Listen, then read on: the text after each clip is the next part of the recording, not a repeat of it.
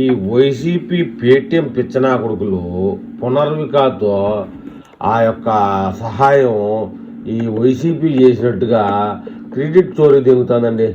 మొత్తానికి సాక్షి కథనంలో వెళ్ళి విడిచిన దాచుట్టు అని కథనాన్ని ప్రచురించాడు. మొత్తానికైతే 9 కోట్లు వచ్చిందంట ఆన్లైన్లో. మిగతా 6 కోట్లు లోకేష్ నేను చూసుకుంటాను, మీరు ఇబ్బంది పడాల్సిన అవసరం లేదని ఆయన చెప్తే దాని ఆచూకే లేదండి. అసలు మొత్తం వైసీపీ చేసినట్టు ఆ యొక్క సాక్షిలో పత్రిక ప్రకటన ఇస్తే బయట ఉన్నటువంటి దాతలు విపరీతమైనటువంటి స్పందనతో ఆ 16 కోట్లు వేసినట్టు ఇంకా అవసరం లేదన్నట్టు ప్రకటించాడండి. జగన్మోహన్ రూపాయి ఇచ్చాడా, ₹1 ఇచ్చాడా అది మాత్రం లేదు. పోనీ ఈ